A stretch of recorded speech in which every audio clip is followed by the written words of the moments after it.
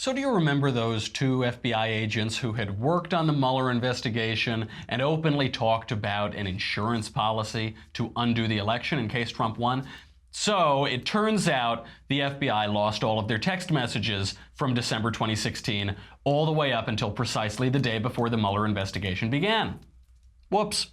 We'll analyze the seemingly endless, innocent little old coincidences and why the government needs to find the texts or fire Mueller. Then, conservative leaders Steve Lonegan and Vincent Butta join the panel of deplorables to discuss whether there's any hope for a DACA deal, what the Turpin House of Horrors means for homeschooling, and the new CNN poll that shows Biden, Bernie, and Oprah all leading Trump in 2020. I wonder if that poll is like all the other CNN polls that had Hillary crushing Trump in 2016. We'll find out. I'm Michael Knowles. This is The Michael Knowles Show.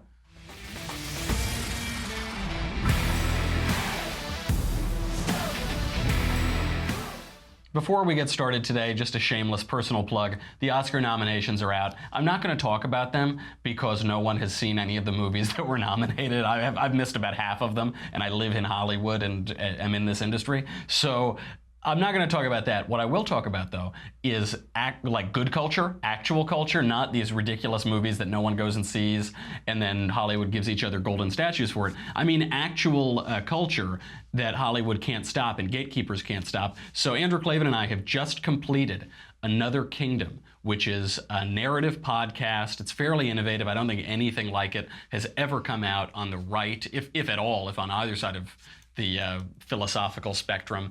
And it's a great story about a 30-year-old Hollywood schlub who can't get a job in Hollywood. I'm not sure why he would ever cast me. I have no idea. And he walks through a portal into another kingdom, and he's in another dimension with damsels and ogres and a bloody dagger and a dead woman at his feet. And I know it sounds like Hollywood, but that's actually the other kingdom. So this has been a 13-part series. It's been a lot of fun. I'm performing all of the roles. Andrew Klavan wrote it. It's called Another Kingdom. Please go check it out. Right now you can binge the whole thing. So if you want to just set it on, you're on a long car ride, you just can play them right in a row. Feel free to do that. We really appreciate it. Leave us a 5-star review. That helps us out.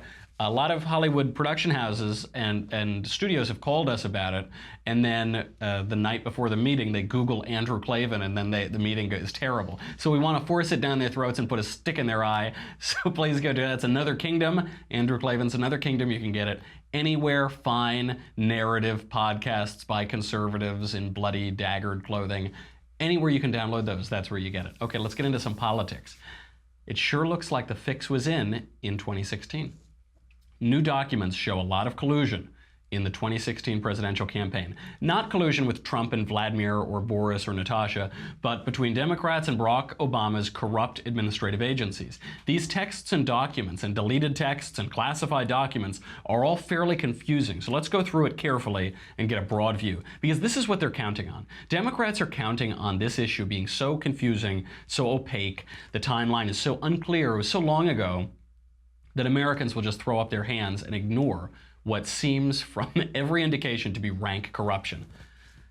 This all begins with two FBI agents, Peter Strzok, and that name, by the way, is spelled Strudzak or something. It's got like 15 vowels or 15 consonants in it, rather. Peter Strudzak and Lisa Page. Strzok helped lead the FBI's investigation into Hillary Clinton's private email server, and he was involved in opening the investigation into Russian meddling in the 2016 presidential election. He was reassigned off of Mueller's team to HR duty when text messages turned up demonstrating him clearly colluding with other FBI officials to sabotage Trump's campaign from within the government.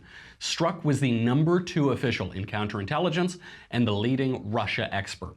He was sleeping with another FBI agent, Lisa Page, because it's Washington, D.C., so of course he was sleeping with this other FBI agent. His girlfriend and co-conspirator, Lisa Page, was also on the Mueller team before returning to the FBI, but she had finished her assignment already before all of these texts came out, so she didn't have the opportunity to be fired.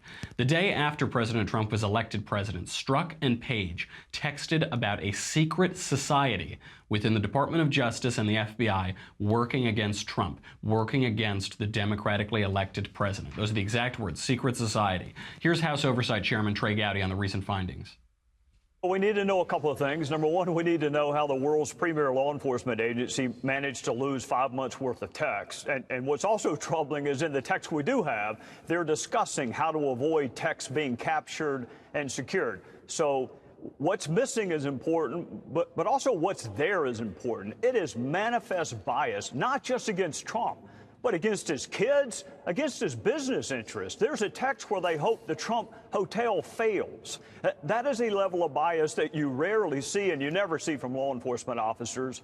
What's also troubling to me is this text that Johnny Radcliffe found last night about this secret society. Now, I have no clue what that means because that was not the phraseology I used, but it's the day after the election, and it's the same two people that were discussing a little bit later in the text the damage they had done with the Clinton investigation and how they could, quote, fix it and make it right. That is a level of bias that is stunning among law enforcement officers. Congressman Ron. So there may have been a secret society within the DOJ and FBI working against Trump, including Page and Strzok. You'll remember the first text exchange that set off all of these questions about whether the FBI and the DOJ were biased against Trump from the beginning, if this entire investigation into Trump was just a ruse to rout him out of office, if it was funded by Hillary Clinton and the Democrat Party. The first text, which came out in December, was sent in August 2016, in the final months of the 2016 presidential election. Strzok wrote to Page, quote, "I want to believe the path you threw out for consideration, that there's no way he gets elected. But I'm afraid we can't take that risk. It's like an insurance policy in the unlikely event you die before you're 40. It's like an insurance policy." What is it? Is it referring to the investigation into Russian interference? Is it referring to the Obama administration's pretext for spying on the Trump campaign, which we know he did? What is it? What is the insurance policy? By the way, Andy here refers to Deputy FBI Director Andy McCabe. So it appears whatever political dealings in government they're talking about go all the way up to the uppermost echelons of the FBI. Trump himself called this exchange treason, and he's right.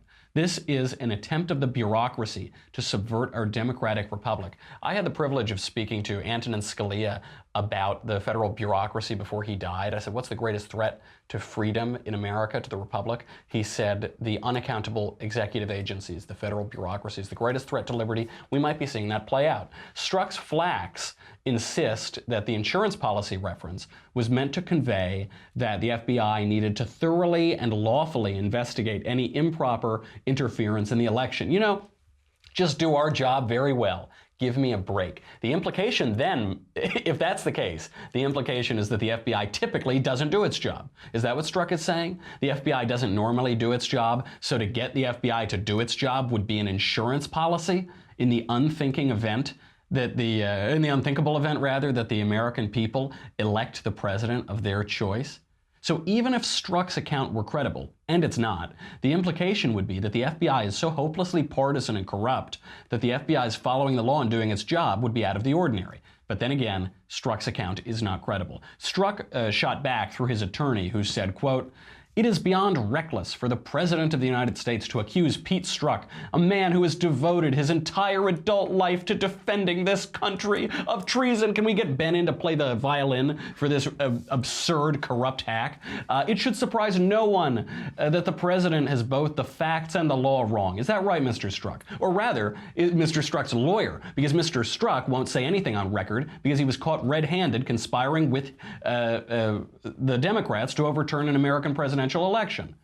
Strzok, by the way, has retained all-star lawyer David Boies.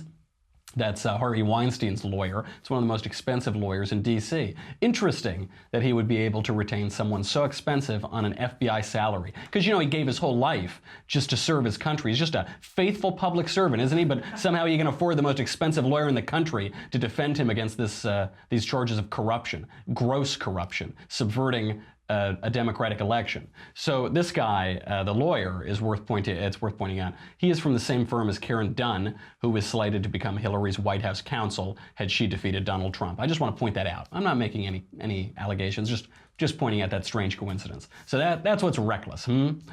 Now we have an investigation apparently triggeed by a senior FBI official who is desperately opposed to Trump, who refers in a text to his colleague and lover, same colleague slash lover, another senior FBI official, to an insurance policy, a failsafe, to take Trump out in the event the American people actually elect him. An insurance policy that was apparently cooked up in the office of the deputy director of the FBI.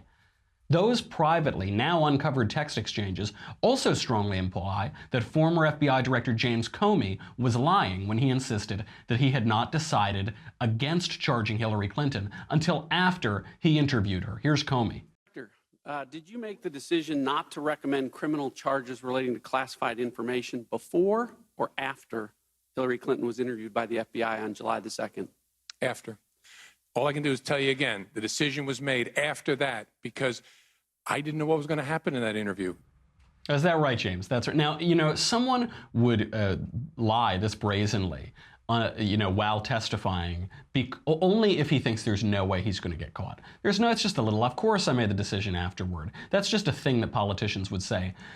Unfortunately, here it looks like he got caught. The text suggests otherwise, other than his testimony. When Obama's Attorney General Loretta Lynch stated that she would accept whatever recommendation the FBI made regarding the prosecution of Hillary Clinton, Page wrote, quote, "This is a purposeful leak following the airplane snafu." Purposeful leak. Of course, we all knew it was. And the airplane snafu was when Bill Clinton met privately with Loretta Lynch on an airplane, presumably to pressure her to let Hillary off the hook. Maybe he threatened to suicide her if she didn't. No, I'm kidding. That's a joke. Am I? I don't know. Now, who knows what they said? I wasn't there. But in any case, Strzok replied, quote, "Timing looks like hell. Will appear to be choreographed." Yeah. Yep, it looks choreographed. It's true. I wonder why it looks so choreographed. But then Page replied, quote, "Yeah, it's a real profiling courage since she knows no charges will be brought. Since Loretta Lynch, Obama's Attorney General, knows no charges will be brought." That exchange is from July 1st. Hillary Clinton was interviewed by the FBI on July 2nd. July 1st, July 2nd. I'm no mathematician, but I'm pretty sure July 1st comes before July 2nd, which means we have a text from the day before her interview asserting that everybody, including Loretta Lynch and James Comey, knew at least the day before Hillary's interview that they would never charge her. So it looks like there was collusion after all. Not between Trump and Khrushchev or whatever nonsense they're alleging now, but between Barack Obama's corrupt administration with its various unaccountable bureaucratic agencies and the Hillary Clinton campaign for president. In light of all of this and calls from senior members of both parties, including Senate Minority Leader Chuck Schumer, to fire James Comey, Trump fired James Comey. James Comey was let go, for which he is now being investigated for obstruction of justice. Now, Trump summed this up well to the Wall Street Journal. He said, "Of course there was no obstruction. There was no crime. They make up a crime and the crime doesn't exist, and then they say obstruction. Everybody wanted Comey fired. I should be given credit for having great insight." Absolutely right. Also pretty funny, but also right. Democrat Senator Dianne Feinstein, ranking member of the Judiciary Committee, has admitted they have no evidence of collusion between Trump and Putin or Stalin or Brezhnev or whatever. All-star Democrat Flack Van Jones admits what? What's going to happen this week? I mean, with the whole Russia thing. The Russia thing is just a big nothing burger. Really? That's right. That's right. The Russia thing is just a big nothing burger. Even one of the most prominent Democrat messengers in the country admits it's a big nothing burger. But that's why corrupt Democrats and their counterparts in the U.S. government, bureaucrats so convinced they can run our lives better than we can run them ourselves, that they would subvert a free and fair election. That's why they needed an insurance policy. So now, how about the cherry on top? What's the cherry on top of the nothing burger, or of the nothing burger sundae? I'm mixing metaphors, aren't I? Whatever. The DOJ has just announced 5 months worth of text exchanges between Strzok and Page, upwards of 50,000 text messages between December 14th, 2016 and May 17th, 2017, the day before Mueller was appointed special counsel. 1 day before Mueller was appointed special counsel, those texts have just gone missing. First of all, before we get into the meat of this, what self-respecting man exchanges 50,000 text messages with his girlfriend? I text sweet little Elisa once every 10 days at most, and then it is only to comment on how delicious whatever lunch she made for me that day is. But then sweet little Elisa and I aren't colluding to undo a presidential election, So I guess we have a lot less to text about.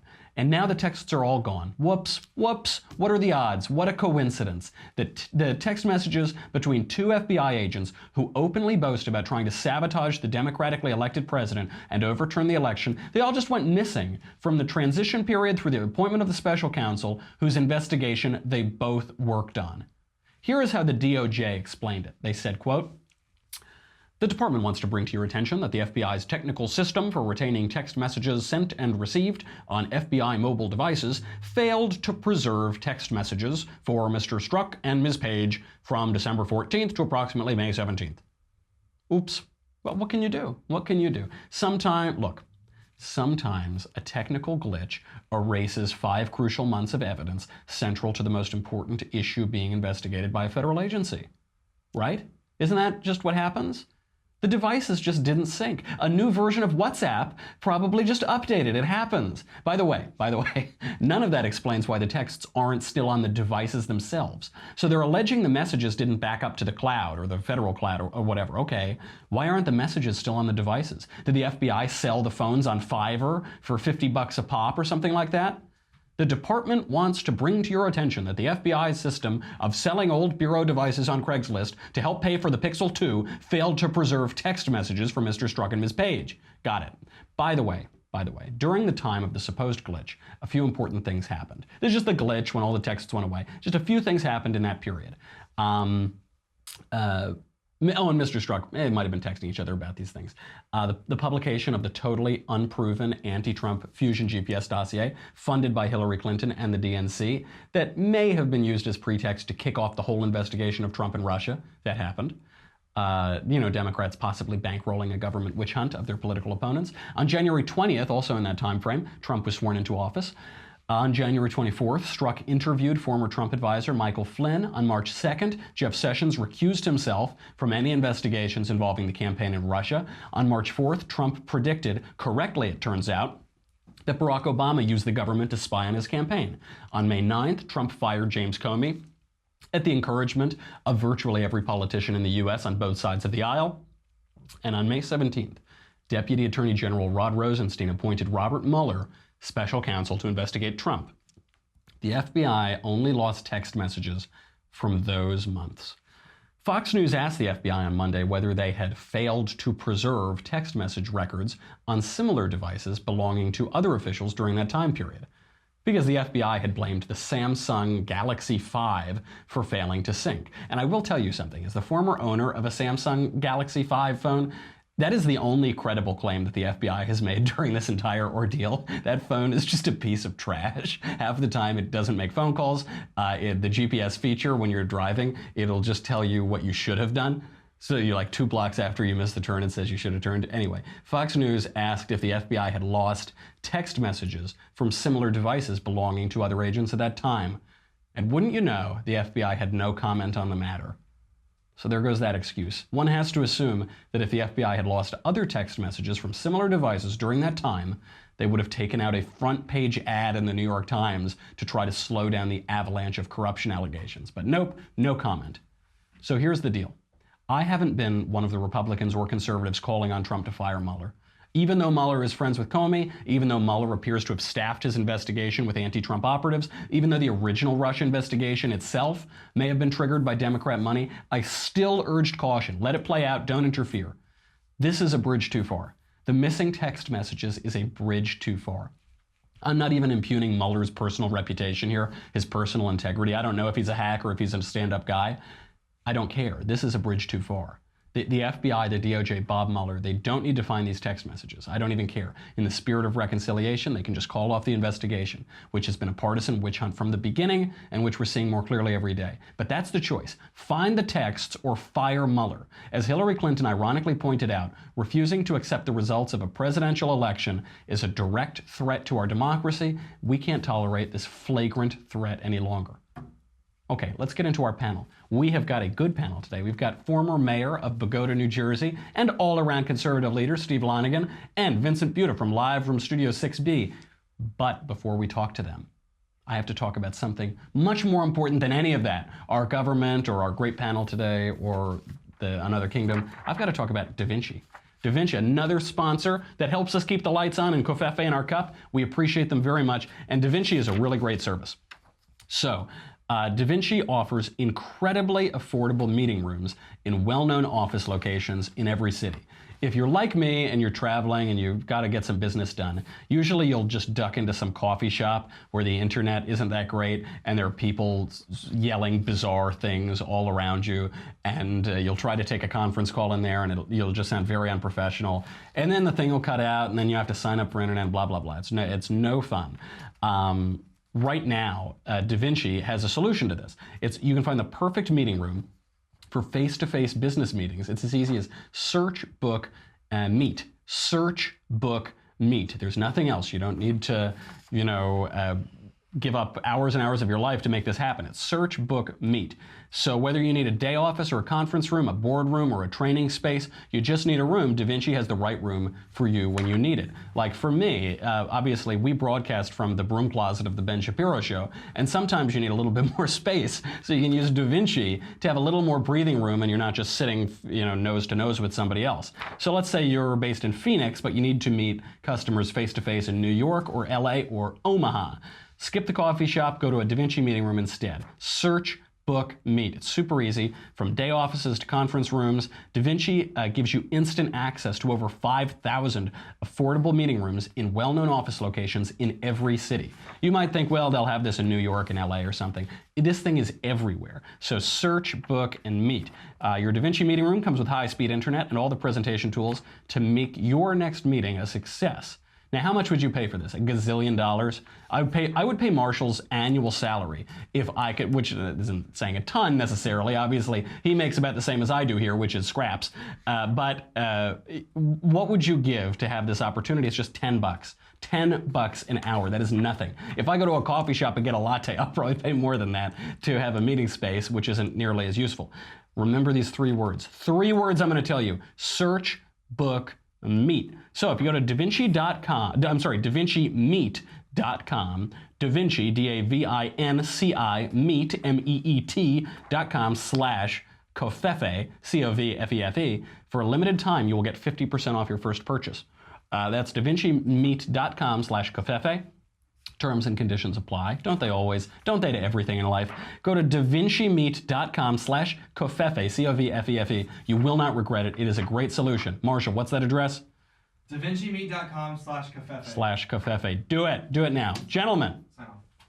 Oh, God. Oh, my gosh. I've got Steve Lonegan and Vincent Butta here. I thought we'd at least get through one topic first. But Marshall, that tyrant, that sadist, is telling me that if you are not on DailyWire.com, you can't see it. Sorry, folks. So you got to go to DailyWire.com right now. Why is that? Well, if you sign up, it's just $10 a month, $100 for an annual membership. You'll get me, you'll get the Andrew Klavan Show, you get the Ben Shapiro Show, you get no ads on the website, you get the conversation, you can ask me anything you want. That's going to be coming up soon, blah, blah, blah, who cares?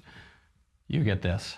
Look, folks, when the rank corruption of the Obama administration, the infection of all of these federal agencies, all of the texts, all of the insurance policies come out, you are going to be drowning in leftist tears, and you need an insurance policy. You need an insurance policy. Don't let it happen to you. Don't protect your family and yourself and your home. Get the leftist tears tumbler. You can have them all salty and delicious all the time, either hot or cold. Go to dailywire.com. We'll be right back.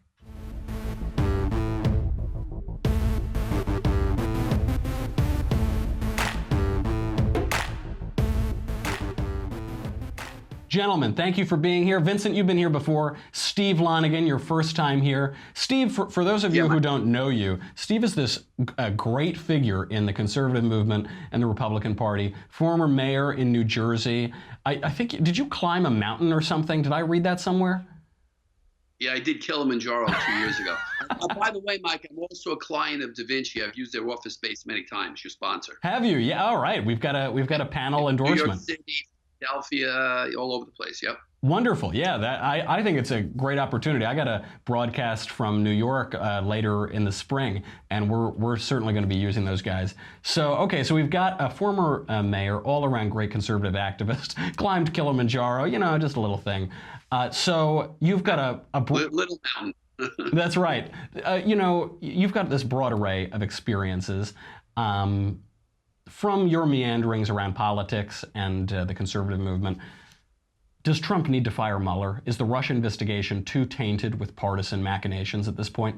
Well, I think it's very partisan, but I think the first thing that has to happen is Jeff Sessions should unrecuse himself, and the DOJ should take a much more hands-on approach to this investigation, because, you know, these missing text messages are equivalent to the Watergate tapes, in my opinion. I think they're going to be very unveiling. The reason there were so many texts is because obviously they were planning something big.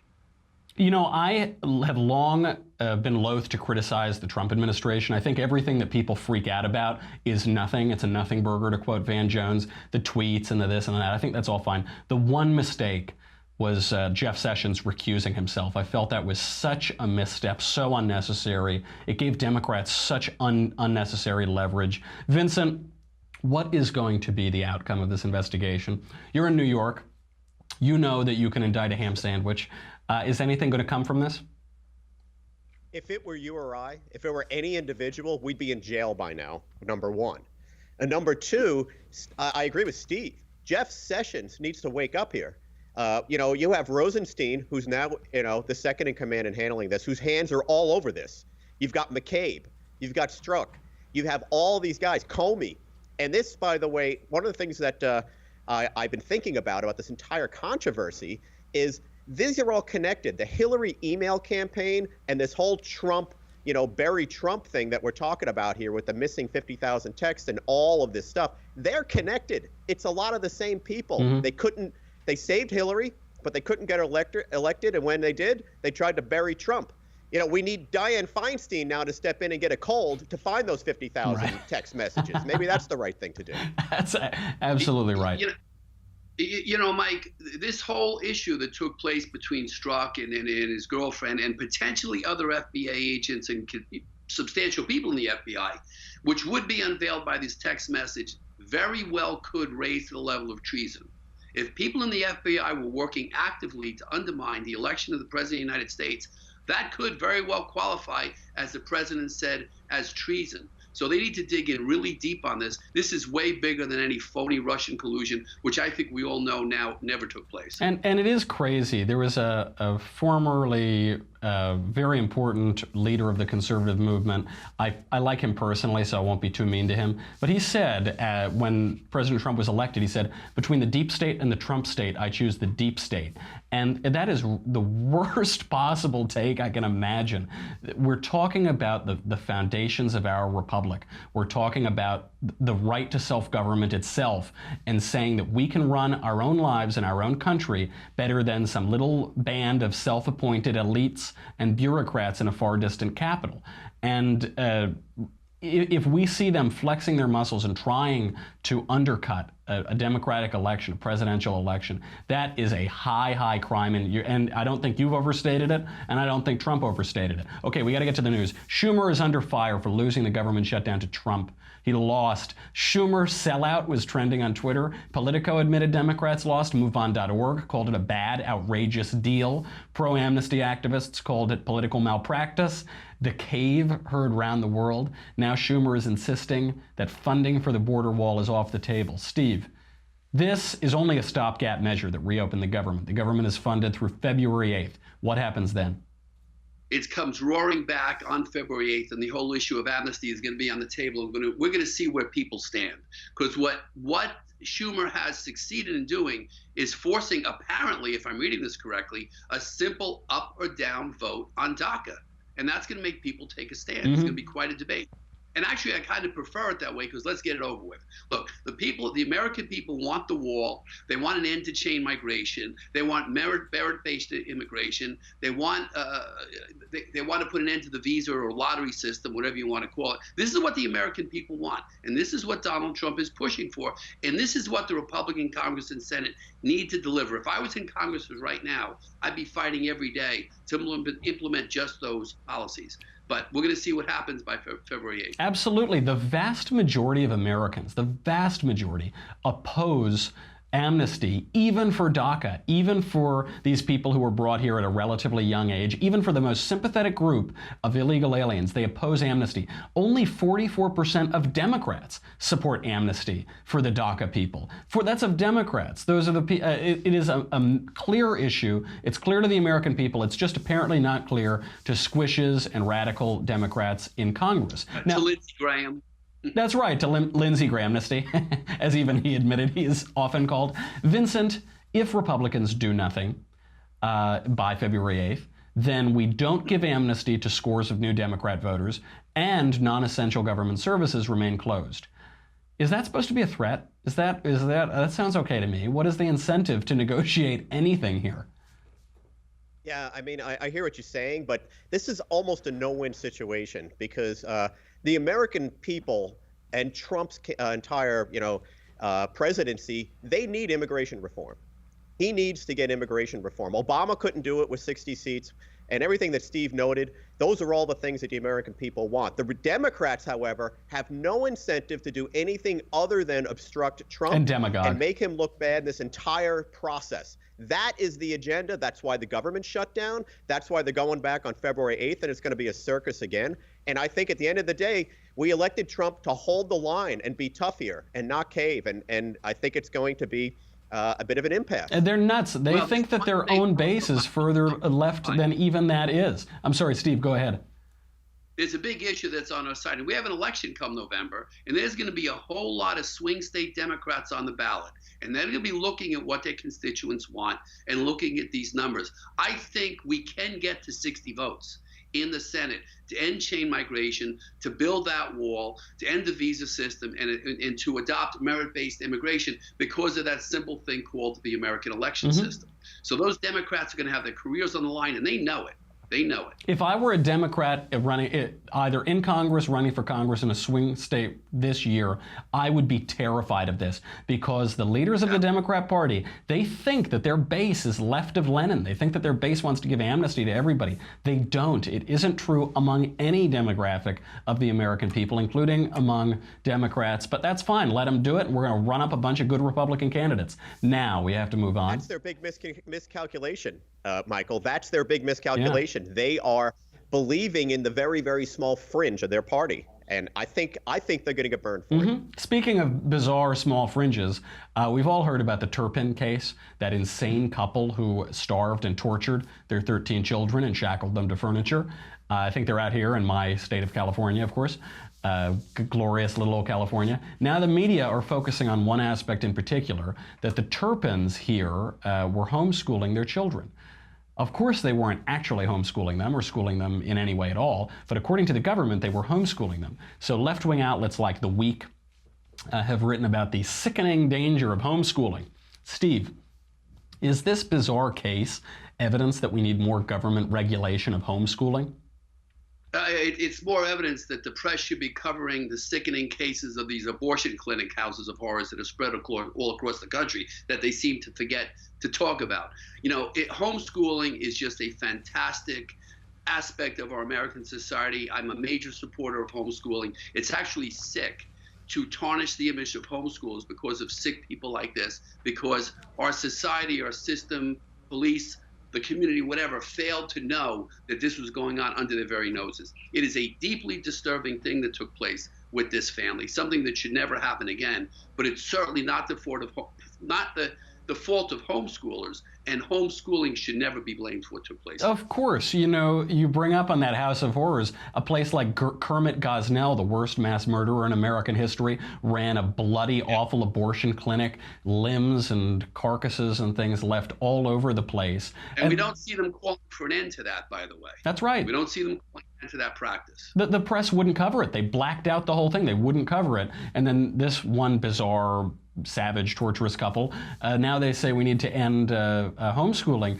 Vincent, at public schools, 17,000 cases of student-on-student sexual assault have been reported in a 4-year time frame. According to a 2004 Department of Education study, sex abuse of students in schools across the country is 100 times worse than the widely reported on priest sex abuse scandal of the early 2000s. 27% of public school kids in the U.S. attend schools that are gang and drug infected, according to a 2010 national survey.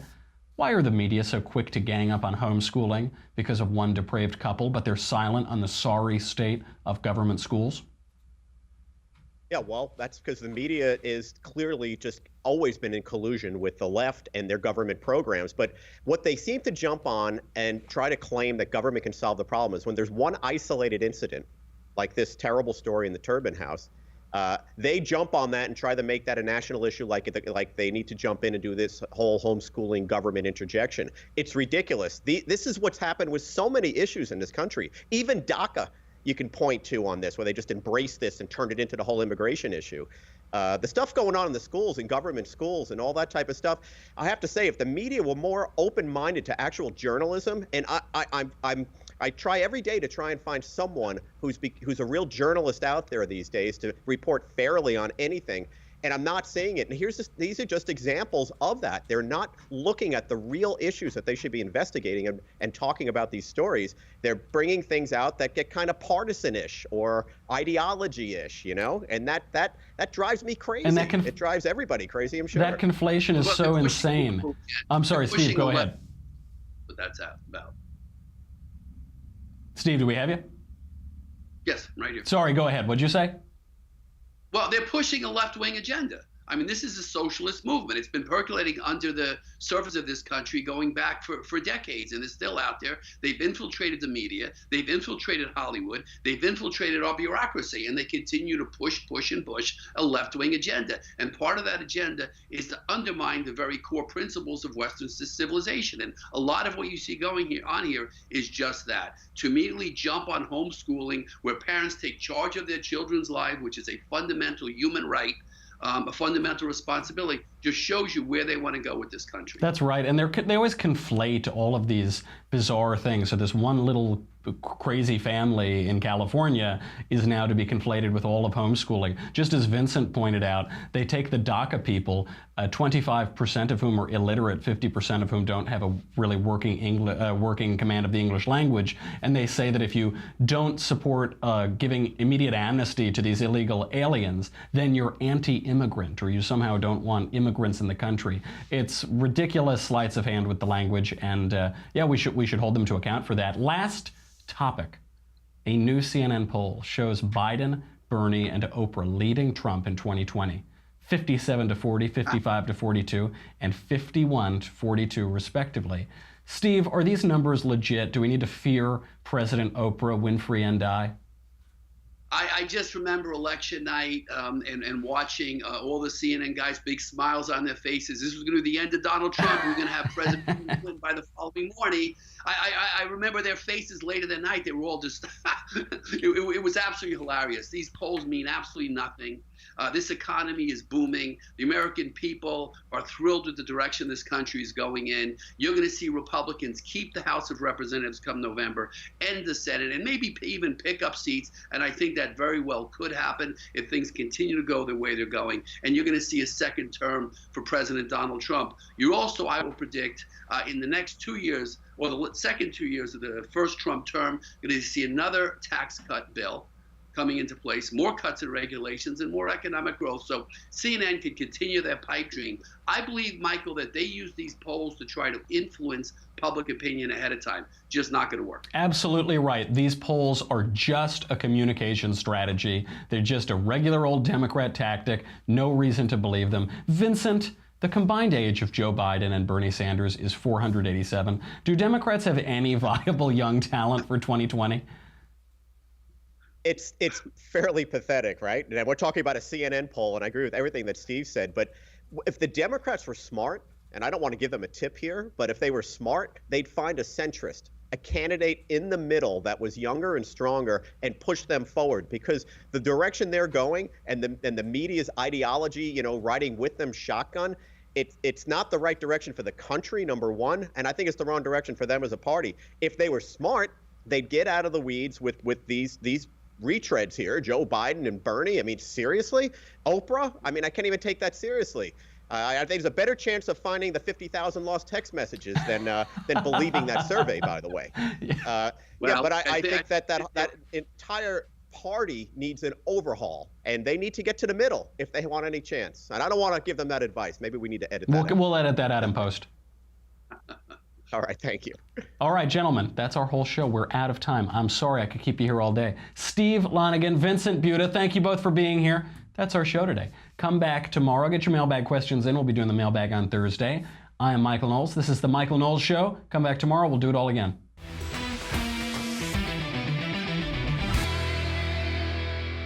The Michael Knowles Show is produced by Marshall Benson, executive producer Jeremy Boring, senior producer Jonathan Hay, supervising producer Mathis Glover. Our technical producer is Austin Stevens, edited by Alex Zingaro. Audio is mixed by Mike Coromina. Hair and makeup is by Jesua Olvera. The Michael Knowles Show is a Daily Wire Forward Publishing production. Copyright Forward Publishing 2018.